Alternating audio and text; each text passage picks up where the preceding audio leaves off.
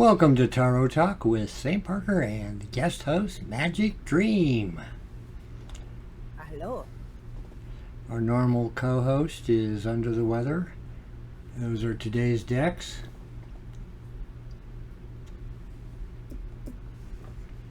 And on to the cards. Our first card is the Wheel of Fortune, and there are 4 versions by different artists and different styles of the Wheel of Fortune. The upper left is from The Dragon Sean Tarot, Mackenzie's The Tarot of the Dragons. right? Oh, yeah. Below that is the Groovy Weight. Next to that is the Hermetic Tarot, which is not a Rider-Waite Smith deck. And above that is Frog and Fae by yours truly. They are similar, all in aspects. It's one of the few cards that seems to be relatively similar throughout all the various variations on decks, unless somebody has a really unique concept. You got anything to toss in there? I'm very, catching some of the differences in some of them. But that's just my artist eyes. Go ahead. Yeah. Okay, so the bottom right one has, none of, in the corners. Like, all the rest of them have the animals. Bottom right one has completely different, no animal. Okay, those represent the 4 quarters of the world. Okay. And the 4 elements. And the 4 watchtowers. The subtitle on the Hermetic deck is The Lord of the Forces of Life. Because I know nobody can read it from my camera. Lord of the Forces of Life. Forces of Life. Okay. Forces of Life, yes. To read it to make sure that I heard you right. Okay, the card number is 10. And the rulership is Jupiter. For all you astrological buffs. Jupiter. In a reading, or when you pull it, a dignified card generally implies a change of fortune, the beginning of a new cycle, progress, advancement, improvement, the card of good fortune, and karmatic change. There's a lot of interpretations of Wheel of Fortune, but it's a whole change is inevitable. Can't stop it. It's ever rolling. Just like a wheel. Endings and beginnings, a change of circumstance. Witch of the Weird, Labyrinth, random change, ill-dignified. As a side note, I'm taking my reference from the Tarot Workbook by Emily Peach. It's the one I actually learned from way back in the day. This copy was printed in, I'm looking. It's printed by the Aquarian Press. I don't even know if they still exist. In 1984. And this is a second impression from 1986. I actually had to find this through a used book dealer online. Ill-dignified, as above, but in the longer term. So it could be a beginning of a new cycle, but it's going to take fucking forever. Resistance of change, which is inevitable sometimes and depending upon surrounding cards.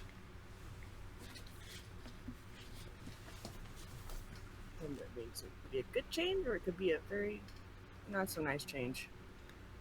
Yeah.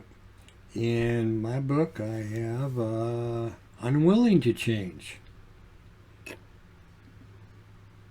Misfortune and unadvantageous circumstances. So it depends on how the card pops up for you, what you're getting yourself into. Normally when the Wheel of Fortune shows up in a reading, I've always felt it is indicating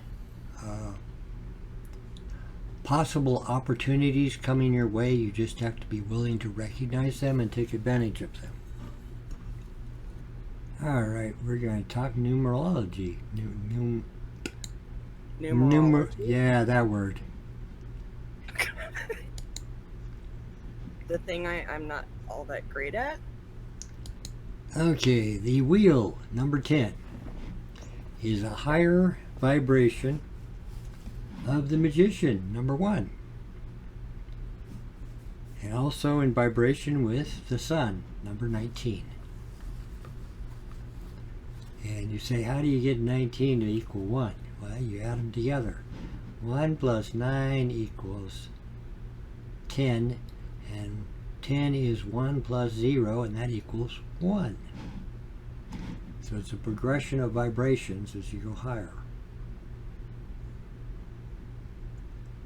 Our next card, let me find the right page,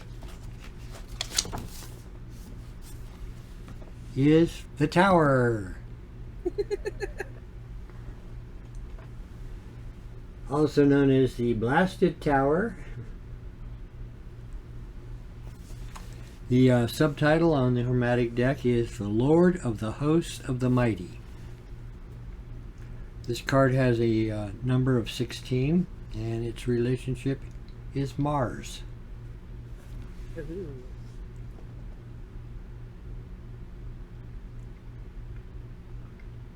God of War. Alright, the Tower, dignified, change, conflict and disruptions, the overthrow of an existing way of life, change of job or residence, sometimes simultaneously, actions which have unexpected and widespread repercussions. Now, one thing from doing readings in the past, and long, long ago in a galaxy far, far away, I did readings as a professional. Or, let me say, as I got paid to do them, so that makes me a professional. That's how that works, right? Well, it was in Hawaii. But when the Tower would appear in a reading, 9 out of 10 times it would indicate that if you didn't make a change, the change would be made for you. So it was a matter of looking at the surrounding cards to determine what kind of change was required to avoid total upheaval. Ill-dignified, this card has similar meanings. Unexpected and drastic change in circumstances. Circumstances which rob the individual of freedom of expression. Bankruptcy or impoverishment sometimes. Oh, imprisonment sometimes. But more usually the imprisonment of the individual is a set of circumstances that he cannot for the moment alter. This is actually good. It says there's an interpretation example in this one. Okay. It kind of just stuck out. This one says, it is time to be yourself more and dare to live your life more authentically. For example, you may have conformed to the conditioning of your upbringing, but suddenly understand that this no longer reflects who you really are. Very true. Change can be scary, but also a good thing. Yeah. Anytime I've done readings and this card's popped up, I usually get people going, because they think it's a bad card automatically. Not necessarily a bad card, but it usually lets you know that something's coming down the road that you need to prepare for. Yep. And this relates back to our last card. If you don't recognize the opportunity that it's presenting, you end up with everything falling down around your ears. Yep. That's also called a Saturn return. The Tower is the higher vibration of the Chariot, which is a card that deals with balance. And we'll get into it in a few minutes, Yeah. since it's on our list. Here we go. The Death card. Oh no, Death card. Oh, we're all gonna die. Ah! Yep, that's the usual consensus when that card comes. Good. Okay, the subtitle on the Hermetic card says The Child of the Great Transformers.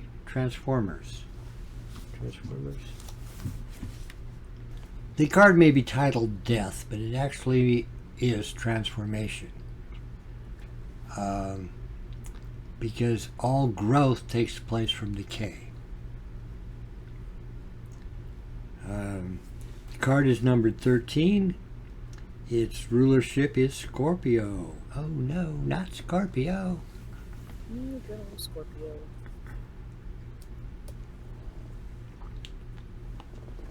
And if you could see the Hermetic Tarot deck better, you would see the Scorpion. And it has the Scorpio symbol in the upper right corner.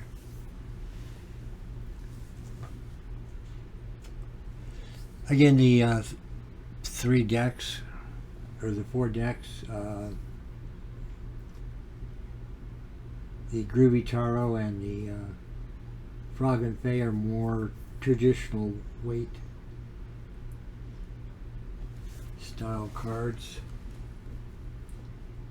where the Dragon deck has taken on a very interesting take on that card. Yeah, it did.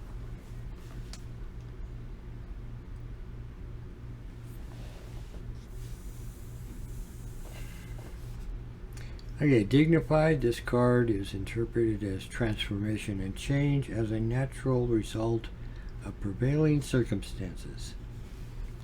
Physical death sometimes, but more often abrupt and completely change of circumstances. Oh, that sounds so much like the Tower. Mm-hmm. Way of life or individual pattern due to past actions and events. So the things you do in the past control the things that happen in the future. Oh, wow.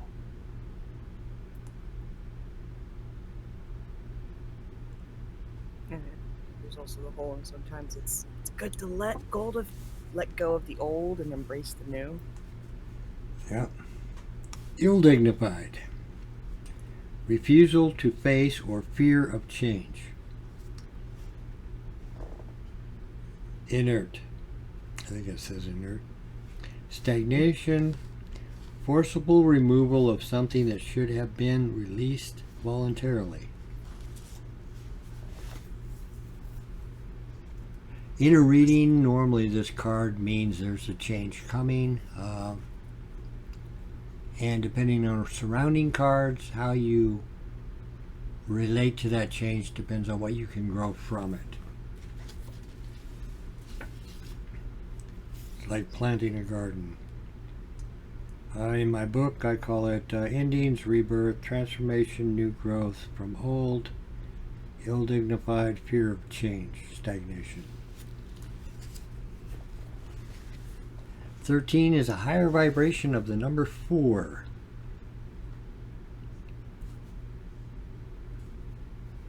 And in my particular training in tarot numerology, the Fool has, which is number 0 on the deck, the first and the last card of the Major Arcana. So it also has the number of 22, and 2 plus 2 equals 4. So it is also a higher vibration of the number 4. And for those who don't know, the number 4 is the Emperor. So you have two paths you can take from the Emperor. Death or the Fool.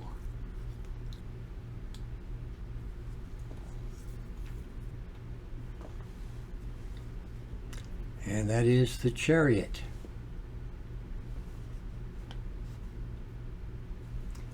All four cards have similar imagery.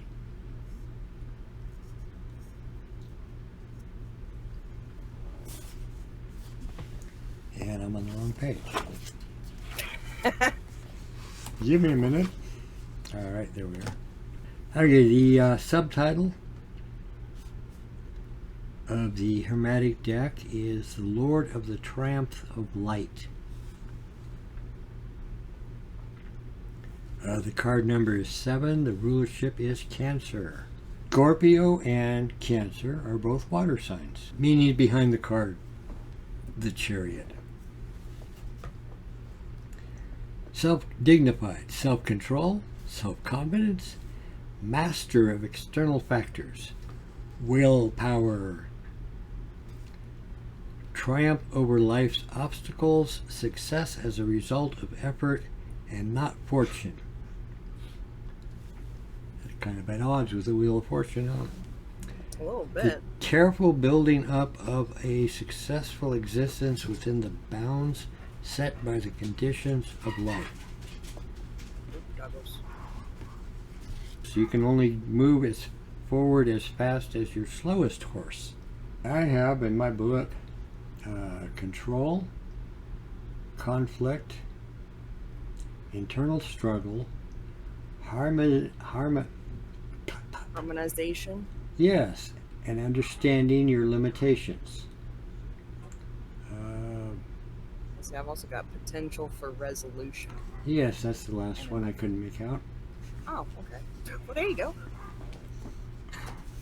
So I had conflict, internal struggle, and potential for resolution. That's on this.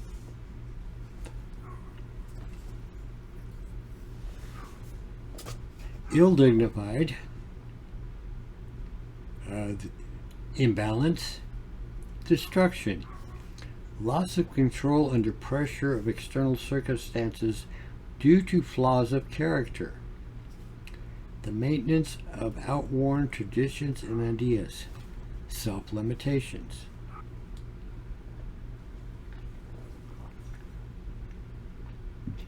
The Chariot is symbolic of the Caesars that would, or the generals that would return to Rome after a battle, and they would ride through the city to receive the praise of the people, which is where the concept of triumph comes with this card. Yeah.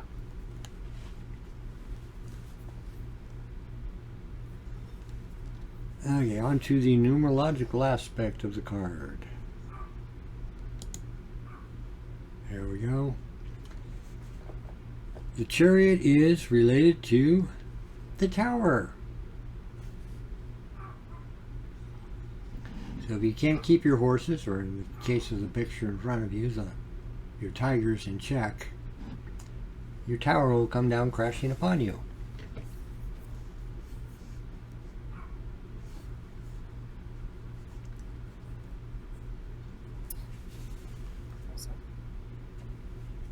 Another way of looking at the Chariot is in groups you're only as strong as your weakest link.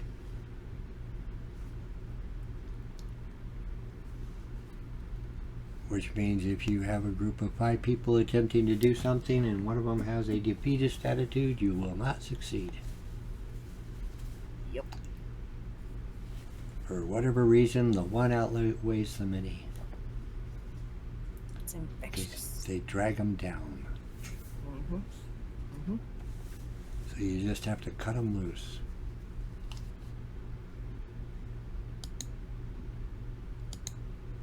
And there are the tarot decks we used for the day. One last time. The Groovy Weight, I'm not sure, is that still in production, or do you know, honey?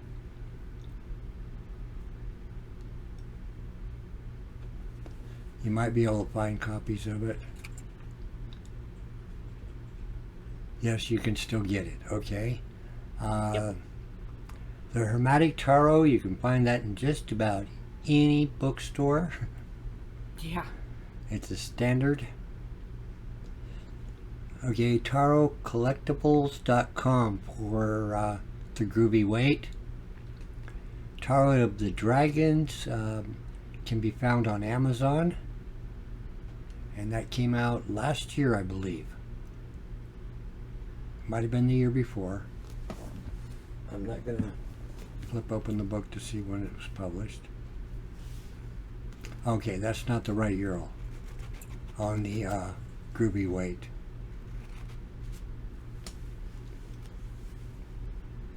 And if you're interested in the Frog and Fae Tarot, the link is in my About section.